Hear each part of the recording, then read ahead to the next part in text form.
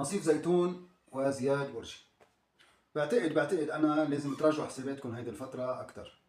انتوا شخصين كنتوا عم تصلوا لمراتب اولى، يعني فينا نقول كلاس A بلس كنتوا ممكن تكونوا بهيدي الفترة، ورجعتوا كتير لورا بهيدي السنة هاي اللي مضت. يعني حفلات صارت قليلة، شركة وتري ما عم تعطيكم حقكم يعني بالتسويق. يعني ما معقول يعني نصيف زيتون منزل غنية اغنيتين، منزل صار لهم اكثر من اسبوع تقريبا، كل وحده جايبه 300,000 مشاهده 400,000 مشاهده. اذا واحد مطرب جديد هلا نازل على السوق بجيب مليون مشاهده بالنهار. هذا الشامي جايب صار 15 مليون مشاهده باغنيته بتهون. ومش بس هيك، الاغنيه معروفه ومسموعه وموجوده على البلاتفورم وعلى كل المطارح، واضحه يعني غنيه ضاربه.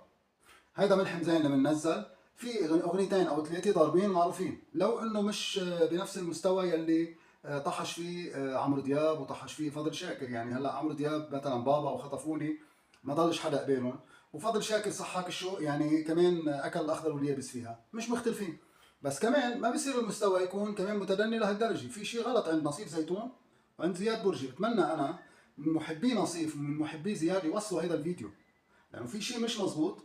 اما شركه وتري ما عم تعطيكم حقكم بالتسويق، في شيء غلط، اما انتم مش عم تعرفوا تسوقوا لحالكم.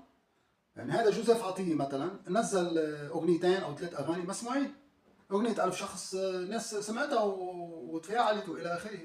حتى اغنيه نصيب زيتون اللي قبل هاي يعني هي بتقنع احلى شاب بحالها، الاغنيه اللي قبل هودي الاثنين كسرت، يعني جابت نتيجه. هول الاغنيتين نزلوا مثل كانوا ما نزلوا خالص، يعني في شيء مش طبيعي. زياد برجي ما حدا سمعهم ابدا الاغنيتين نهائيا، يعني في شيء غلط بالتسويق، يعني ما بصير. يعني اوكي، وائل كفوري بعتقد كمان يعني زمط باغنيه تك تك قلبي من النطره، مع انه انا برايي اغنيه بدي غير فيك العالم مستواها كان عالي جدا، كان عالي جدا بالتسجيل، بالالات المستخدمه، بطريقه الاغنيه يعني وتفاصيلها كلماتها والحانها وتوزيعها الموسيقي. حتى كان بعتقد روني براك له علاقه بالتوزيع، يعني كمان هذا شخص كتير كتير خبير يعني بالتوزيع الموسيقي. اغنيه قويه كتير كتير بدي غير فيك العالم. لكن بعتقد وائل كفوري زمط باغنيه تك تك قلبي من النطره، هيدي اللي جابت نتيجه معه وعملت بوم شوي يعني والناس سمعتها. غير هيك صحاك الشوق فضل شاكر، حتى روح البحر يلي هي اغنيه كتير بسيطه وكتير يعني ما فيها التفاصيل، كانت واغنيه عاديه جدا يعني، كمان جابت نتيجه اكثر من الاغاني اللي نزلوها الشباب. يعني مش معقول، يعني في شيء عند نصيف وعند زياد لازم تشتغلوا عليه. حرام يعني، حرام يعني. انتم وصلتوا لمرحله نصيف زيتون كان عم ينحكى فيه من الارقام القويه كتير من سنتين لورا، كان كلاس A بكل امتياز، هلا رجع كتير لورا، ما بصير. لا، في ادم مثلا يا حلو رجعته بقوه يعني، يا حلو كسرت الدنيا. فوين يعني ما عم بفهم انا بعدين في مطربه كمان امبارح شفتها انا على اللايف، فاتحه لايف يعني، اوكي ما راح اقول اسامي هلا، فيكم ترجعوا وهي بتطلع كثير على اللايف، واللي بعرف اسمها يحطه انا بقول له اذا ايه او لا. ما بدي هلا شاهر بحدا.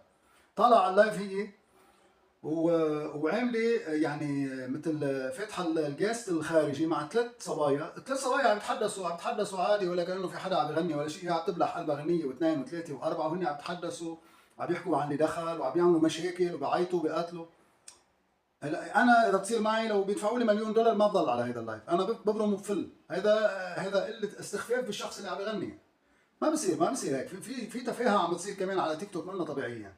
استغلوا خي التيك توك اما للايف محترم بلا جستات. اذا كنت فنان، ما راح اقول اسمها الفنانه، انتم بتعرفوها مشهوره كثير على تيك توك وبتشتغل كثير بتطلع على لايفات، اما خي استغلوا اللايف بطريقه مرتبه بلا جستات، اما استغلوه لوضع فيديوهات بتعبر عن حفلاتكم، عن سهراتكم، عن اغانيكم الجديده الخاصه الى اخره. بس هاي الطريقه هيك منا منطقيه ابدا. اكيد بهمني رايكم بالتعليقات، تفاعلوا على هذا الفيديو اذا سمحتوا. الفيديو وصلوا لنصيف، وصلوا لزياد برجي، وصلوا لمن يهمه الامر بهذا الموضوع، وصلوا لوائل كفوري، وصلوا لملحم زين. في شيء مش طبيعي خيي. سوقوا لاعمالكم مزبوط. الشامي مسحهم كلهم، مسح الكل. الشامي كانوا عم بيقولوا اجى فضل شاكر هلا وراح يختفي الشامي، ماش موجود. لا، نزل الشامي اغنيه بتهون صارت 15 مليون مشاهده والعالم عم تحكي فيها وسمعتها. يعني في تسويق غلط عندكم. نصيف زياد برجي في تسويق غلط مش مزبوط. يسعد لي اوقاتكم.